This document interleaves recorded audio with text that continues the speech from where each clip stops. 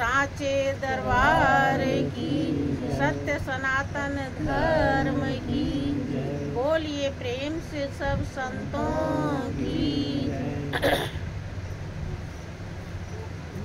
ये भाइयों बहनों, जब उस महाप्रभु की असीम दया दृष्टि होती है तभी सत्संग का अवसर मिलता है। जिसने इस अवसर की कीमत जानी है उसने अपने अनुभव को व्यक्त किया कि बड़े भाग्य पाइए सत्संगा और बिना ही प्रयास हो ही भव भंगा। सत्संग बड़े भाग्य से मिलता है। वो बड़ा भाग्य क्या है? क्योंकि इस दुनिया में जितनी भी चीजें हमको मिली हैं, धन दौलत रुपया पैसा, बेटा बेटी, हित नात रिश्तेदार, जो कुछ भी मिला है हम उसको भी भाग्य कहते हैं या नहीं कहते? कहते हैं ना। जब कुछ मिलता है तो हम उसे भी अपना भाग्य बताते हैं। लेकिन सत्संग बड़े भाग्य से मिलता है, इसका मतलब और भाग्य छोटा है। सत्संग बड़ा भाग्य है और जितने भी चीज जो मिले हैं वो छोटे भाग्य हैं। कारण छोटे भाग्य क्यों हैं? क्योंकि जितनी भी चीजें हैं वो सब नाशवान है। महापुरुषों ने दुनिया के सारे व्यक्ति वस्तु को क्षणभंगुर बताया, मिथ्या, झूठ, स्वप्नवत कहा, स्वप्न के समान बताया। जैसे हम स्वप्न देखते हैं तो उस समय लगता है कि सब सही है, लेकिन जब आँख खुलती है तो पता चलता है कि कुछ भी। ये दुनिया के जो भी चीजें हैं ये थोड़ी देर के लिए रहती है। जो जो चीजें मिली हैं, देखो ये काया मिली है, सबसे बड़ी दुनिया में दात है काया, मनुष्य की जिंदगी। और इसी के सब रिश्ते हैं, जितने भी रिश्ते सब इसी शरीर के हैं। लेकिन आपको पता है कि ये काया भी जो पिजड़ा है, इसी में हम रह रहे हैं, ये एक दिन छुड़ा ली जाएगी। सबको छोड़ना है, सत्य है, कन्फर्म है। कोई ऐसा है कि जो नहीं छोड़ेगा? सब छोड़ेंगे, सत्य है। तो जब ये काया छोड़ा ली जाएगी तो जितने भी लगाव है, रिश्ते नाते हैं, इसी काया से दुनिया में। दुनिया के जितने भी रिश्ते नाते हैं सब इस काया से है। और जब काया छुड़ा ली जाएगी तो कौन से रिश्ते नहीं छुड़ाए जाएंगे? कोई है ऐसा रिश्ता?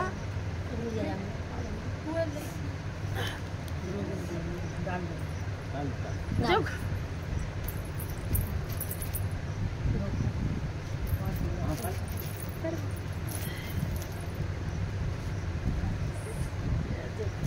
श्री सच्चिदानंद भगवान की जय, श्री सद्गुरुदेव महाराज की। जब काया छुड़ा ली जाएगी तो जितने भी बच्चे से जितने रिश्ते नाते सब इसी के हैं और इसे भी जब मिलता है तो हम भाग्य समझते हैं अपना। बेटा पैदा हो गया तो हम खुश हो जाते हैं कि हमारे भाग्य जग गए, बेटा हो गया, चाहे वो लायक हो या नालायक हो, कैसा भी हो, लेकिन हम भाग्य बताते हैं। ये भाग्य जो हम बताते हैं ये अज्ञानता का भाग्य है, यह पल भर में छूट जाने वाला भाग्य है। लेकिन जो भाग्य सत्संग से उदय होता है,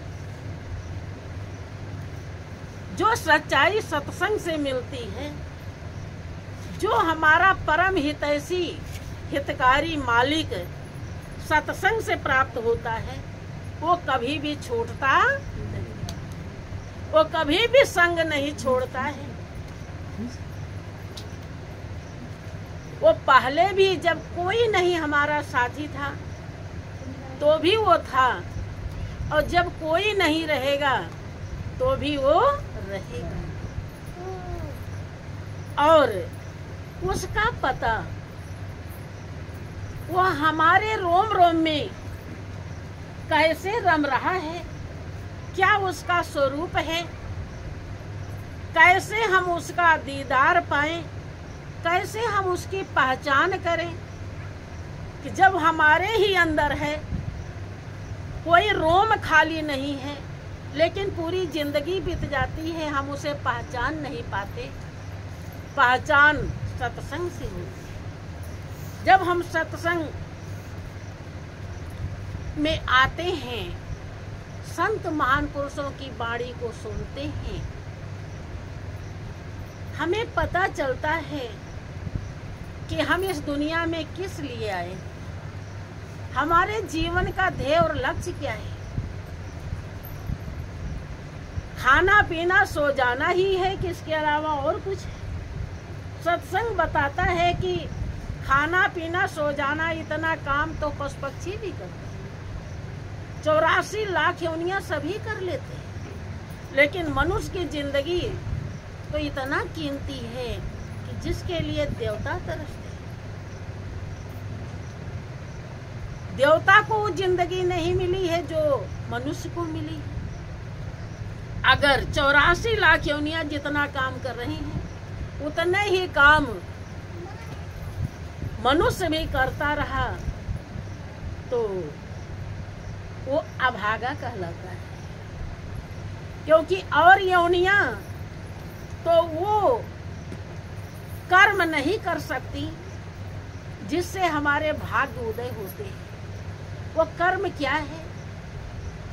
वो कर्म संत सतगुरु का शरण ग्रहण करके जो हमारा मालिक रोम रोम में रम रहा है, उसकी पहचान ज्ञान दृष्टि प्राप्त करके कर ले, और जब पहचान हो जाए तो उससे प्रेम करके दिल लगा करके अपना सुख शांति आनंद प्राप्त कर ले, जिसके लिए हमारी आत्मा जन्म जन्मांतर से बेचैन है, जो दुनिया में और कहीं नहीं मिल सकता।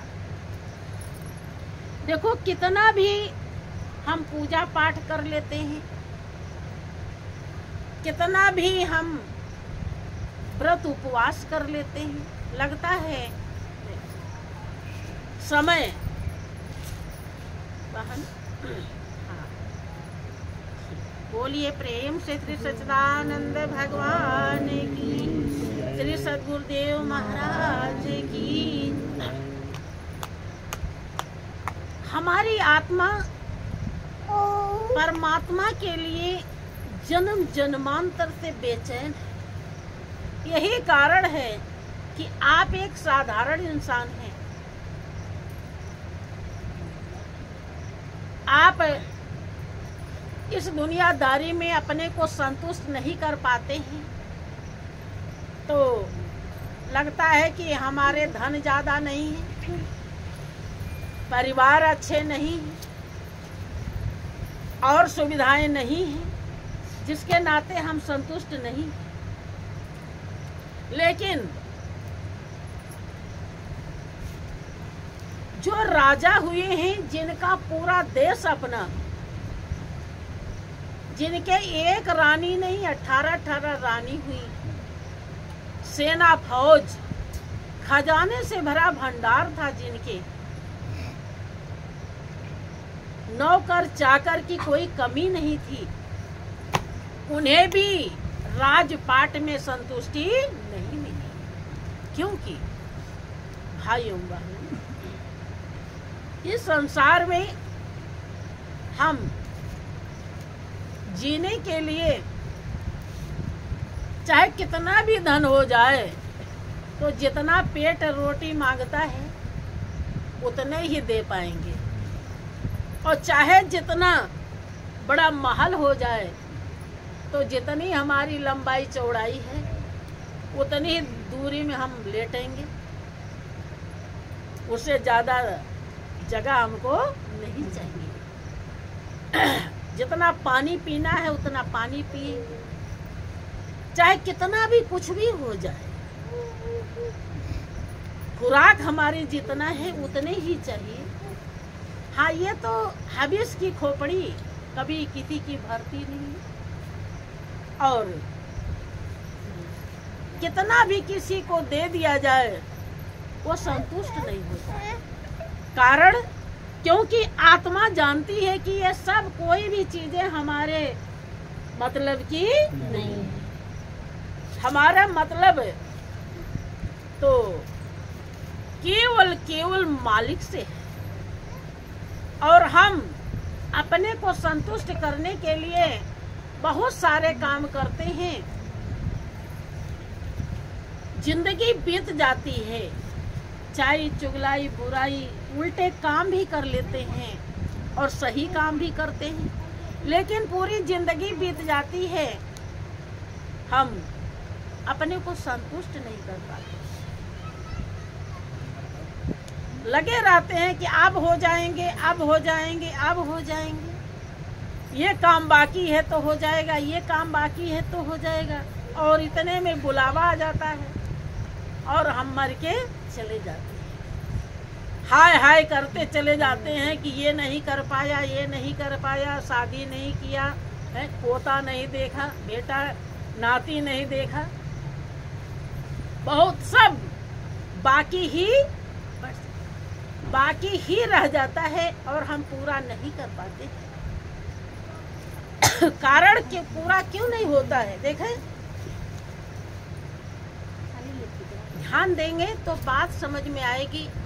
उसका एक ही कारण है, क्योंकि ये जितनी भी चीजें हैं, इनसे हमारी आत्मा की प्यास नहीं बुझेगी। आत्मा हमारी परमात्मा की अंश है, वो अंशी को ढूंढ रही है, और जब तक वो नहीं मिलेगा तब तक चाहे कितना भी देते जाइए। यहाँ तक कि महापुरुषों ने लिखा है कि अरब खरब लो संपदा, उदय अस्त लो राज, और तुलसी जो निज मरण है, आवे कोने काज।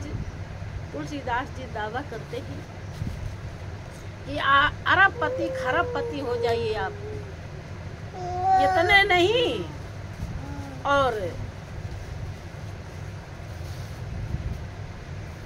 उदय अस्त लो राज, जब से सूरज निकले हैं और जब तक अस्त नहीं होंगे तब तक ले राज्य मिल जाए आपको।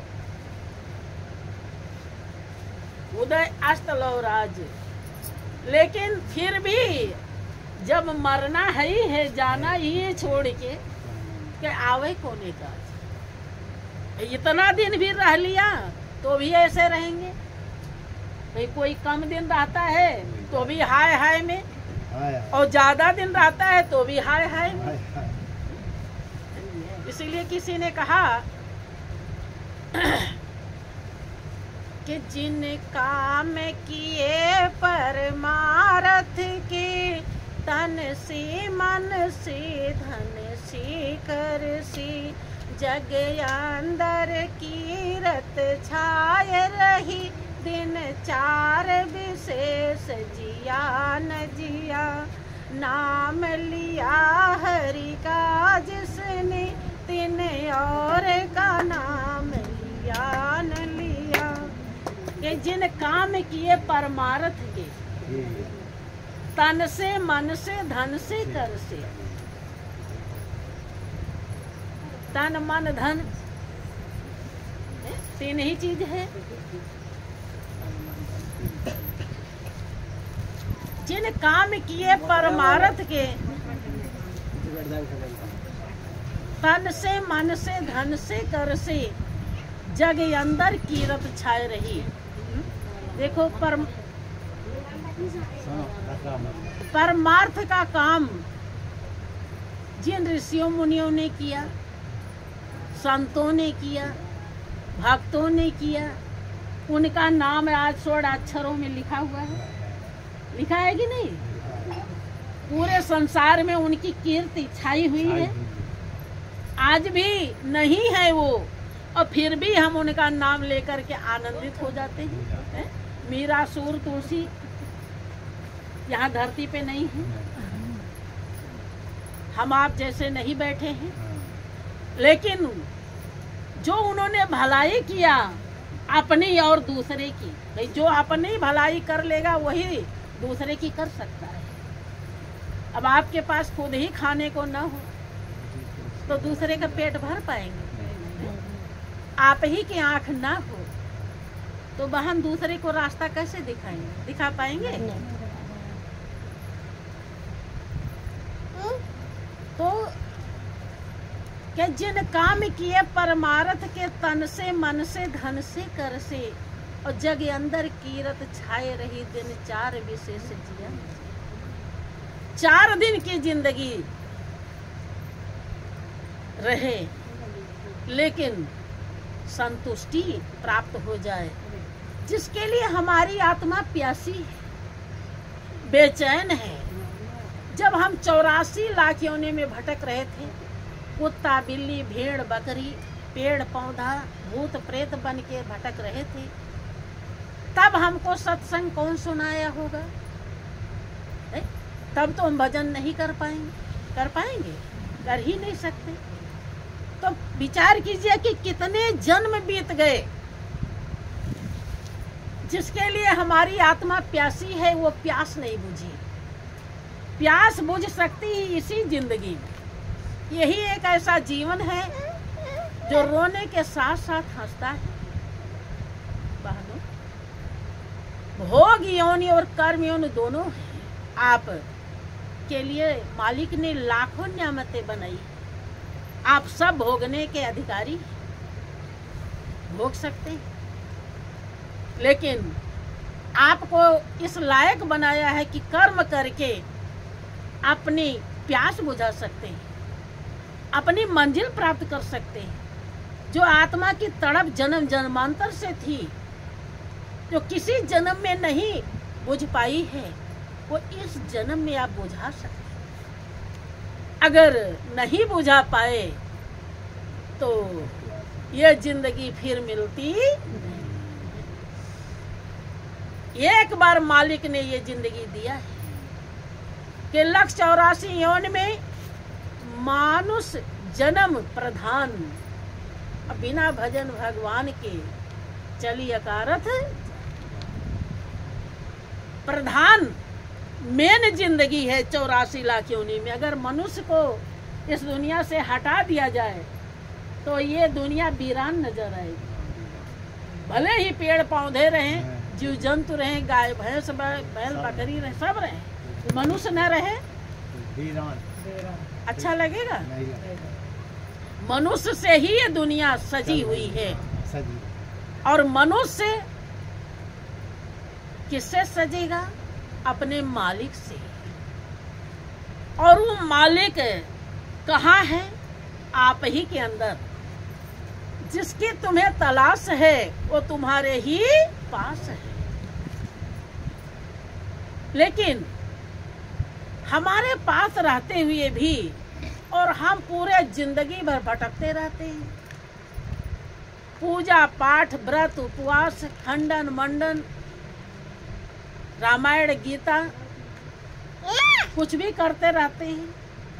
सुबह ही उठ करके बहुत लोग पूजा में लग जाते हैं। लेकिन पूजा किसे कहते हैं, पूजा किसकी करनी है, वो क्या है, कहाँ है, कैसे है, उसका बोध, उसका ज्ञान हो नहीं पाता है? हो पाता है? आप ही लोग बताएं। आप मंदिर में चले जाते हो, आप घर में पूजा करते हो, गणेश जी को नहलाते हो, लेकिन क्या जानते हो गणेश जी क्या है? गणेश जी फोटो मूर्ति ही है क्या, कि कोई शक्ति है? विचार कीजिए। जब वो जो गणेश जी हैं, उनका ज्ञान जब तक संत सतगुरु का शरण नहीं मिलेगा तब तक आप गणेश जी को नहीं जान पाएंगे। हाँ, मान के पूजा कर रही हैं, आप देखा देखी कर रही हैं,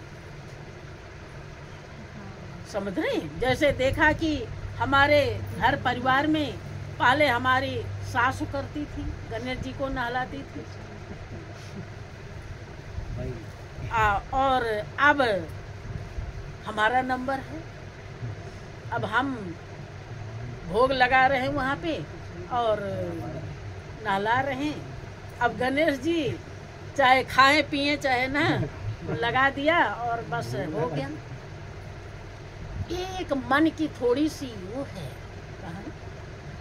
कि हमने कर लिया पूजा। अब उस पूजा से देखो, परमात्मा जो है वो शांति का भंडार है, वो सुखों का मूल है, आनंद का खजाना है। क्या गणपति का ऐसे पूजा कर लेने से, नहला लेने से क्या हमें सुख शांति आनंद मिल जाता है? विचार कीजिए। बस जरा सा हमने मान के कर तो लिया, यह भी बात नहीं है कि कुछ नहीं होता। हाँ, शुभ कर्म हो जाता है, थोड़ा हमने श्रद्धा से कुछ किया है तो थोड़ा पुण्य तो बन जाता है, लेकिन वो नहीं मिलता जिसके लिए हमारी आत्मा प्यासी है। वो सुख शांति आनंद नहीं, हम यही नहीं जानते कि हमें गणेश से चाहिए क्या। हम इसलिए करते हैं कि हमारे बेटा बेटी परिवार सब ठीक रहे। क्या सुखी रहते हैं सब जब हम करते हैं? रहेगा कोई? क्या हमारे घर में कलह नहीं होता? क्या हमारे घर में दुख परेशानी नहीं आती? आती है ना। क्योंकि जो कर्म लेकर आया है वो कर्म हर किसी को भोगना पड़ेगा। हाँ, मालिक की पहचान करके अगर आपने दिल लगाया, भजन किया है, तब तो ब्रह्मा का लेख मिट सकते हैं आप। ये शास्त्र में भी जिक्र है और ये खुद का अनुभव है। लेकिन ऐसे ही मन मर्जी से जो आप पूजा करते हैं, उससे वो सुख शांति आनंद ना आपको मिल पाएगा, ना किसी को मिला है, ना मिल रहा है। समझ रहे हैं? इसीलिए कहा जाता सत्संग बड़े भाग्य से मिलता है, क्योंकि सत्संग से वो भाग्य उदय होता है जिस भाग्य के समान दुनिया में कोई भी भाग्य, और सब भाग्य नाशवान हैं, लेकिन यहाँ से अविनाशी भाग्य प्राप्त होता है। आपकी आत्मा अविनाशी है, उसको अविनाशी सौभाग्य मिल जाता है, अविनाशी से मुलाकात हो जाती है और उसकी प्यास बुझ जाती है जो किसी जन्म में नहीं बुझी। इसीलिए कहा जाता है सत्संग बड़े भाग्य से, इसका यही कारण बहनों, वो हमारे ही पास है, रोम रोम में रम रहा है, लेकिन हमें पता ही नहीं चलता। और जब पता ही नहीं चलता तो हम उसका लाभ कैसे उठाएंगे, उठा पाएंगे? कभी भी। अब यही जगह है वाहन का, जिसका मकान है। अब मान लीजिए यहीं पर बहुत अरबों की संपत्ति नीचे रखी है, लेकिन ये इतनी बेचारी को पता न हो और इसकी जिंदगी बीत जाए, तो इस धन से उसको क्या फायदा होगा? कुछ होगा? कुछ नहीं। ठीक इसी प्रकार से ही उदाहरण लागू होता है। हम सुख शांति आनंद बचपन से लेकर बुढ़ापे तक ढूंढते रहते हैं, उसी के तलाश में सब काम करते हैं, छल कपट भी अपना लेते हैं अपने से ही। बहुत हमारी बहनें हैं, देखती हैं कि उनके पति उनके श्रृंगार का सामान सही से नहीं लाते, उन्हें सही से पहनाना ओढ़ाना कम पसंद करते हैं, तो उनसे ये कुछ पैसे छुपा लेती हैं कि ताने हम अपने लिए ये चीज लाएंगे। ये भी तो छल ही है एक प्रकार से। कोई चीज उन्हें खाने की इच्छा कर रही, देख रही हमारे पति बड़े कंजूस हैं, ये चीज नहीं ला। अरे किसी किसी के नहीं होते, सबके लिए नहीं है, किसी किसी सबका एक फार्मूला सबके लिए नहीं लागू है। कुछ के तो बड़े शौक होता है, लाते हैं, खिलाते हैं, पहनाते हैं, सब कुछ करते हैं, लेकिन कुछ होते हैं तो वो बेचारी क्या करती हैं भाई, उनका मन है, कभी कुछ खाने फल फ्रूट खाने का मन कर दिया, कभी मिठाई भी खाने का मन कर दिया, तो थोड़ा इधर उधर न करेंगी तो कैसे काम चलेगा? है छल करना पड़ता है। लेकिन ये सब करते हुए भी हम कभी भी अपने को संतुष्ट नहीं कर पाते हैं। पूरी जिंदगी बीत जाती है, दाएं बाएं करते रहते हैं। चलो घर परिवार मायका छूट जाता है, अब अपनी शरीर रह जाती है। अब शरीर को भी हमें खुश करना है, शरीर के लिए तमाम सामान जुटाते रहते हैं, लेकिन फिर भी हमारा मन कभी नहीं कहता कि अब तुम बहुत अच्छा खा लिए, अच्छा पहन लिए, अब तुझे कुछ। कारण कि जो इसमें बैठी आत्मा है, जिसके चलाने से सब चल रहे हैं, वही ना रहे तो मन कुछ नहीं कहेगा, वही ना रहे तो आंख नहीं देखेगी, वही ना रहे तो जीभ कुछ नहीं बोल, सब उसी के रहने से सब चालू है। और वो जिसको चाह रहा है वो जब तक नहीं मिलता है, तब तक आप कितना भी कुछ भी कर डालो, आपको संतुष्टि नहीं मिलेगी। इसीलिए सत्संग बड़े भाग्य से मिलता है, और भाग्य उदय उसी का होता है। भगवान राम प्रजावासियों को समझाते हुए कहते हैं कि पुण्य पुंज बिन मिला ही न संता, और सत्संगति संतित करे अंता। प्रजावासी, जब तक पुण्य का पुंज, पुण्य का ढेर कई जन्मों से जब हम प्रयास, ऐसे जो आप लोग पूजा पाठ करते हो बिना संत का संग किए, बिना ज्ञान पाए जो आप पूजा करते हो, ये आपका शुभ कर्म बनाता है।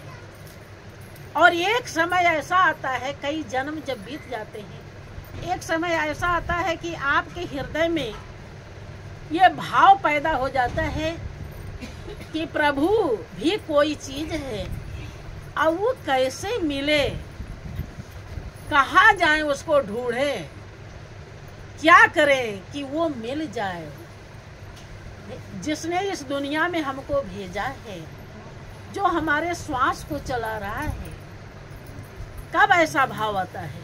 जब पूजा पाठ व्रत उपवास करते करते करते पुण्य जागृत हो जाता है। पुण्य पुंज बिन मिले न संता। और जब हृदय, जैसे आपके मन में कोई चीज लेने के लिए ठन जाती है कि अब हमारे पास भाई बहन भाई हैं, भाई लोग भी सोच लेते हैं कि हमको श्री सच्चिदानंद भगवान की, श्री सद्गुरुदेव महाराज की। भाई लोगों को भी कुछ लेना होता है तो सोच लेते हैं आज हमें भले पैसा खर्च कर देनी है लेकिन ये चीज हमको लेनी है। ऐसे बहाने भी अब उनके दिमाग में बैठ जाता है कि नहीं, हमें ये बिना ये वाली साड़ी चाहे वो 5,000 की क्यों ना मिल रही हो, हमको ये वाली साड़ी पहननी है। तो व्यवस्था करती हैं, धीरे धीरे पैसा इकट्ठा कर लेती हैं, तो एक दिन ले ही लेती हैं और अपनी शौक पूरा कर लेती हैं। ऐसे हमारी आत्मा जन्म जन्मांतर से जब शुभ कर्म कमाई करती रहती है, एक दिन ऐसा समय आता है कि उसके हृदय में विरह पैदा हो जाता है, मानो जीवन मिल जाता है। देखता है वो कि अब हमें साधन मिल गया है, हम अपने मालिक से मुलाकात कर सकते हैं। जैसे अभी कोई बच्ची है, भाई हर तरफ से वो विकलांग हो, तो वो अगर उसकी शादी की इच्छा भी हो रही है तो ये सोचेगी हमको कौन पति स्वीकार करेगा, हम तो इस योग्य है ही नहीं है। इच्छा करके भी क्या करे, रो के रह जाएगी। ऐसे और योनिया जो हैं वही सोचे कि हमें मालिक से हम मुलाकात करें, तो कैसे करें, कौन उन्हें ज्ञान देगा, कैसे उस संत के पास जाएंगे, कौन तरीका बताएगा, है कौन रास्ता दर्शाएगा, कर सकता है कोई नहीं। तो बेचारे चाह के भी रो के रह जाते हैं। लेकिन जब मनुष्य की जिंदगी मिलती है तब आत्मा जानती है कि अब हम अपने मालिक से मिलने योग्य हो गए, हम मिल सकते हैं, हमारा मालिक हमको दीदार देगा अगर हम चाहेंगे। जब ऐसा भाव आता है, पुण्य इकट्ठा हो जाता है, तब उसे संत की शरण मिल जाती है। पुण्य पुंज बिन मिले न संता। जब तक पुण्य का ढेर, यही कारण है कि देखो सत्संग बहुत लोग सुनते हैं लेकिन सुन के चले जाते हैं, उनके हृदय में थोड़ा सा भाव नहीं पैदा होता कि कितना अनमोल समय, क्या पता कल हम रहें कि ना रहें। आज संत आए हैं, घर में आए हैं, कहीं जाना भी नहीं है, दूर नहीं जाना है, और वो ब्रह्म ज्ञान देते हैं, परमात्मा का ज्ञान देते हैं, उस शक्ति का दीदार करा देते हैं जो हमारे रोम रोम में रम रहा है, जिसके नाते हम जिंदा हैं, जिसके रहने से हम आबाद हैं। उस परम तत्व का दीदार पहचान करा देते हैं। तो लाओ हम भी कर ले, हम उनसे प्रार्थना कर ले ताकि हमको ज्ञान दे दें और हम फिर मालिक से दिल लगा दें। ऐसा भाव सबके हृदय में पैदा होता है? नहीं होता ना। कारण कि उनके पुण्य अभी इकट्ठा नहीं। जितने पुण्य से हमारे हृदय में बेचैनी पैदा होती है कि अब हमें ज्ञान लेना ही लेना है, वो उतने पुण्य उदय। देखो ये भैया जी हैं, इन्होंने कभी यहाँ से सत्संग कहीं सुने हो अलग बात है, लेकिन यहाँ से नहीं सत्संग सुना कि नहीं, इन्होंने पुण्य कमाई थी जो इनको ज्ञान मिल गया। और ऐसा भाव मालिक हर किसी को दे। दुनिया में कुछ भी दुर्लभ नहीं। संत महान पुरुषों का कदर करें, कीमत समझें और मालिक की पहचान करके दिल लगा लें। सबसे बड़ा दुर्लभ यही है। इससे बढ़कर दुर्लभ कुछ भी। कौन चाहता है कि हम दुखी रहें? कोई चाहता है? लेकिन उनका कर्म ही उन्हें हरदम रात दिन दुख है देता रहता है। कर्म ही ऐसा किया है, कर्म ही सही नहीं बना पाया है। भाइयों बहनों, यहाँ कर्म बनाने का सही रास्ता बताया जाता है। क्योंकि जब तक उस निर्मल, पावन, अविनाशी, परम हितैषी जो सब कुछ है, सर्वाधार है, उसकी पहचान नहीं होगी, तब तक ना आपका जीवन पावन होगा, ना आपका हृदय निर्मल होगा, ना आप विकारों से बच पाएंगे, ना आप सच्चाई को समझ पाएंगे, ना आपकी दुर्मति दूर होगी। तो यही सब दुखदाई है। इंसान बिना मतलब के, देखो, जब हम नाना प्रकार के कष्ट सह लेते हैं इस दुनिया में, दुख बीमारी हो जाती है, तो सहते हैं कि नहीं सहते हैं? भाई गरीबी दे दिया मालिक, उसे भी सहते हैं। कोई कष्ट आया उसे भी सहते हैं। लेकिन जरा सी किसी की बात बर्दाश्त नहीं होती है? पति पत्नी है, एक दिन ऐसा था कि दोनों बड़े हितैषी समझे जा रहे थे कि हम दोनों जैसा मित्र कोई नहीं है। भाई जो हमारा आपका रिश्ता है वो किसी का नहीं है। होता है ना ऐसा? दोनों दूल्हा दुल्हन बन के आए, लेकिन धीरे धीरे किसी न किसी बात की दरार पड़ती गई। पति पत्नी का स्वीकार नहीं कर रहा है और पत्नी पति का नहीं स्वीकार कर रही है। और न स्वीकार करने से इतना बड़ा फासला हो जाता है कि जेल में जाने का नंबर आ जाता है। तो ये दुख है कि नहीं है? विचार कीजिए। चाहते अगर वही बर्दाश्त कर लेते, एक दूसरे को एडजस्ट कर लेते कि देख पति समझा देता कि जैसा भी हूं मैं तेरा हूं, तेरे सामने हूं और तू जैसी भी है मेरी। हम दोनों को मालिक ने योग बनाया है, दोनों को जोड़ा है। हम दोनों इस दुनिया में रह करके ऐसा अच्छे कर्म करें कि ताकि यहाँ से जाने के बाद भी लोग हमको याद करें अच्छाई में। किसी की दो उल्टी बातें बर्दाश्त करने में क्या दिक्कत है? जब हम सब प्रकार के दुख सह लेते हैं तो समझ ले ये भी एक दुख है? अगर ऐसा बर्दाश्त कर लें तो कभी झंझट आएगी, और नहीं तो लड़ाई झगड़ा, यहाँ तक कि गला कट जाता है। लोग मार करके सोचते हैं आप सुखी रहेंगे और चले जाते हैं जेल में। तो ये सब से हम तभी बच पाते हैं जब हमारे हृदय में आत्मबल होता है।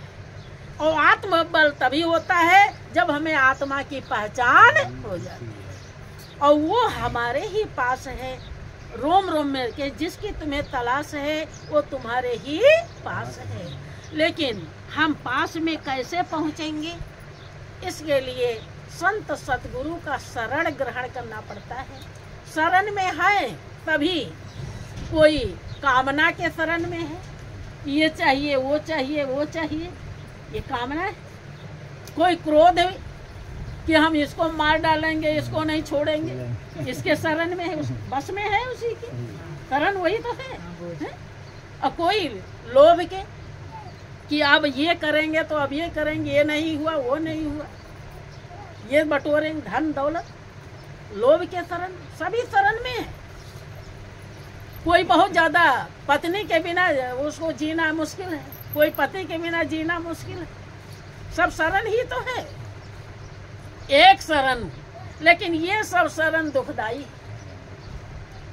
अगर वो एक शरण नहीं हुआ तो ये सब शरण जितने भी हैं वो हमें इतना दुखदाई हमारे लिए बन जाए, स्वीट पॉइजन है कि हमें 84 लाख योनि तक वो दुख खत्म नहीं होगा।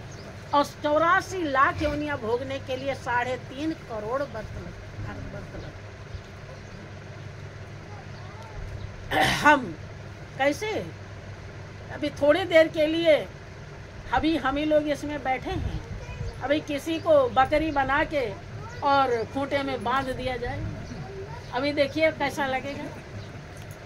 लगेगा अच्छा है? अब मन में अब आपकी बोली तो कोई नहीं समझ पाएगा, बकरी बन गई है, लेकिन मन में आप सोचेंगी कि कब हमको अब मनुष्य बनावे जल्दी। व्याकुल होंगे कि नहीं होंगे? तुरंत ही। और जो पेड़ ऐसे बन के खड़े हैं, आप ये को अगर कोई कहते कि 1 महीना तुम्हें इस कमरे में से निकलना नहीं, कहीं नहीं जाना है, बस यहीं रहो, खिसकना नहीं, तो आप रो रो के मर जाए कि हमको तो सजा मिल गई, हम कहीं जा ही नहीं सकते। हाँ, या तो कोई बहुत बड़ा कष्ट है जो आप चल ना सकते हो, तो फिर भले रह जाओ, लेकिन आप बढ़िया घूमने टहलने लायक हो और कोई जाने नहीं दे रहा, दुख लगेगा। और वो पेड़ों से पूछो जिनकी उम्र 200 वर्ष है, एक जगह खड़े हैं। हाँ, वर्षा, गर्मी, ठंडी सब अपने सिर के ऊपर सहते हैं। विचार कीजिए, ये 84 लाख योनियां कितनी दुख। आज आपको मनुष्य की जिंदगी मिली है, बाजार से जो मन कहता है खरीद लाते हो, कुछ पैसे की कमी रहती है तो पूरा नहीं, लेकिन बहुत चीजें तो ले ही लेते हो अपने मन की। लेकिन उन कुत्ते बिल्ली से पूछो जो एक टुकड़े के लिए तरसते, भूख लगी है, अब कहाँ जाए रोटी छीनने, कोई दे दिया तो ठीक, कुछ से कुछ खा करके पेट भरते हैं अपना। विचार कीजिए, वो भी कभी घर के मालिक थे जो आज कुत्ते बने हैं। आपका बाल बच्चा कहीं इधर उधर हो जाता तो आप बहुत दुखी होते हो, आप परेशान होते हो। और उन पशुओं को देखो, गाय बैल भैंस जो कोई भी है, बच्चा अपना दे देते हैं और वो उनको दूर बांध देते हैं, वो उनसे कुछ कह भी नहीं सकते, उनका दूध भी छीन लेते हैं। कितना दुख है, गौर कीजिए। थोड़ी देर के लिए अगर ऐसा कर दिया जाए, देखिए कैसा लगेगा। इसीलिए प्रभु जब आपको मनुष्य की जिंदगी देकर भेजता है इस दुनिया में, तो उल्टा लटका देता है, सिर नीचे कर देता है और पांव, कारण कि ताकि आप चकाचौंध दुनिया में जा रहे हैं और इस दुनिया को देख करके कहीं फंस न जाए, भूल न जाए कि इस दुनिया में किसने भेजा है, किसने इस दुनिया को बनाई है। भाई जो कुछ है सब तो उसी का है, लेकिन उसे मिलने का कभी मन कहता है? तो ये क्या है? यही वफादारी है? क्या है ये? इसे वफादार कहेंगे? कुत्ता भी अपने मालिक को पहचानता है। कुत्ते का मालिक आधी रात को आ जाए और कंबल ओढ़ के आ जाए तो कुत्ता पहचान लेता है, एक टुकड़े पर पलने वाला है। और लाखों न्यामतें दी तेरे आराम को, मालिक ने मनुष्य की जिंदगी दिया जो देवताओं को दुर्लभ है, जिसके लिए देवता तरसते हैं। और सब चीजें, कितनी चीजें बनाई आपके लिए, गिन नहीं सकते। खाने पहनने के लिए इतनी चीजें बना दी हैं जिसका आप व्याख्या नहीं कर सकते। और वो मालिक ऐसे आ जाए घूमता टहलता तो आप नहीं पहचान पाएंगे। अब टुकड़े पर पलने वाला कुत्ता तो अपने मालिक को पहचान लेता है, और आप इतना सब कुछ लेकर अपने मालिक को पहचानते नहीं। तो ये वफादारी है कि क्या है? क्या कहेंगे? नमक हरामी है, गद्दारी। कोई बेईमान को अच्छा कहता है? थोड़ा सा कोई किसी का कुछ ले लेता है, वफादारी नहीं निभाता, तो लोग कहते बेईमान है, बहुत गलत आदमी है कहते। और अपने दिल से पूछे हम कितना गलत हैं? सब कुछ जिसने दिया उसे धन्यवाद देने के लिए हमारे हृदय में भाव नहीं है, उसे मिलने के लिए, उसे दिल लगाने के लिए हमारे हृदय में प्रेम नहीं, श्रद्धा नहीं। विचार कीजिए, कभी सुखी होगा जीवन है? कभी शांति मिल पाएगी? कभी भी नहीं। यही कारण है कि आप अशांत हैं, आप बेचैन रहेंगे, और एक दिन ऐसी ही बेचैनी लेकर आप इस दुनिया से चले जाएंगे। और जहां जाएंगे, हर जन्म में जो भी जन्म मिलेगा आपको, वहां बेचैन ही। संत महान पुरुष बहुत बड़े परमार्थी होते हैं, दयालु होते हैं। उनका यही कहना होता है कि ऐ मानो, तुम मानवता को प्राप्त हो जाओ, तुम इंसानियत को धारण कर लो, तुम आदमी बन जाओ, अर्थात ध्येय और लक्ष्य को प्राप्त हो जाओ, अपना सुख शांति आनंद प्राप्त कर लो यहीं पे। जब सुख शांति आनंद प्राप्त हो जाएगा तो आप आनंदित रहोगे, और जब जाओगे तो आनंद में पहुंच जाओगे। यहाँ भी वही गति और वहाँ भी वही गति। लेकिन ये बात जल्दी से पुण्य पूरा नहीं होता तो समझ में नहीं आता। वो हमारे अंदर ही है। अंदर हम कैसे जाएंगे? ये सतगुरु का ज्ञान ले जाता है, टेक्निक फार्मूला रास्ता ले जाता है। मालिक इंद्रियातीत है, कल्पनातीत है, मायातीत है।